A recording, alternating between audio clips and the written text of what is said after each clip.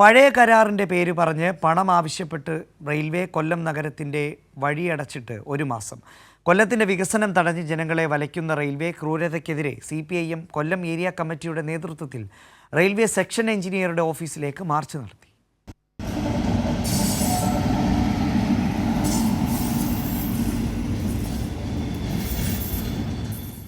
കൊല്ലം ചിന്നക്കടയിലെ SMB palace റോഡിലെ railway ക്രോസാണിത്.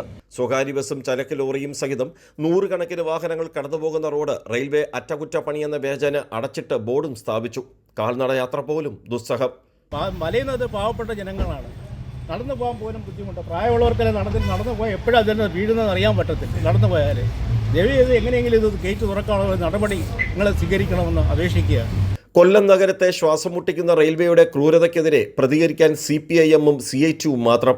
അടച്ചിട്ട railway gate തുറക്കണമെങ്കിൽ കൊല്ലം corporation maintenance തുക നൽകണം. കൊല്ലം നഗരത്തിന്റെ മുക്കാൽ ഭാഗവും കൈവശം വെച്ചിരിക്കുന്ന റെയിൽവേയോട് സ്വകാര്യ ബസ് സ്റ്റാൻഡ് നിർമ്മിക്കുന്നതിനായി കൊല്ലം കോർപ്പറേഷൻ നൽകിയ തുകയിൽ നിന്ന് മെയിൻ്റനൻസിനായുള്ള തുക കണ്ടെത്താൻ കത്തും നൽകിയെങ്കിലും റെയിൽവേ ഒളിച്ചുകളി തുടരുന്നു.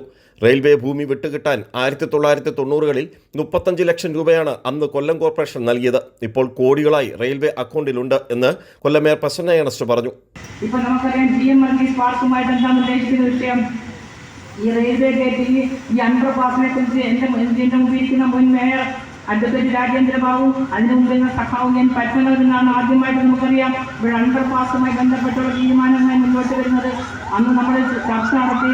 അപ്പോൾ റെയിൽവേ അന്ന് പറഞ്ഞത് ഈ അണ്ടർ പാസ് നിർമ്മിക്കുന്നതിന് ഞങ്ങൾ നിങ്ങൾക്ക് സ്ഥലം വിട്ട് തരണമെങ്കിൽ നിങ്ങളുടെ മുനിസിപ്പാലിറ്റിയുടെ പേരിട്ടിരിക്കുന്ന GMRT പാർക്കിലെ 1 ഏക്കർ 13 സെന്റ് സ്ഥലം വിട്ടു തന്നാൽ ഇവിടെ സ്ഥലം തരാമെന്ന് പറഞ്ഞു.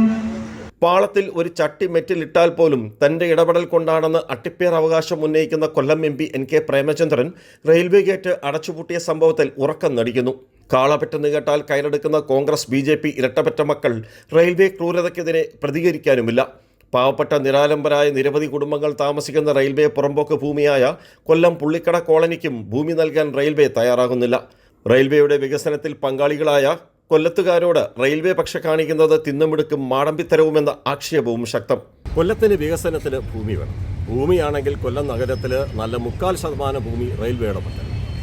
റെയിൽവേയുടെ വികസനവും ആവശ്യമാണ്, കൊല്ലം നഗരത്തിൻ്റെ വികസനവും ആവശ്യമാണ്. കോടിക്കണക്കിന് രൂപ കൊല്ലം കോർപ്പറേഷൻ വിവിധ ഭൂമികൾ റെയിൽവേയുടെ പക്കലുള്ള ഭൂമിക്ക് വേണ്ടി പണവും അടച്ചിട്ടുണ്ട്. എന്നിട്ടും കൊല്ലത്തോട് ഈ ഒരു ക്രൂരത റെയിൽവേ എന്തിനു കാണിക്കും? കൊല്ലത്ത് നിന്ന് രാജ്കുമാർ.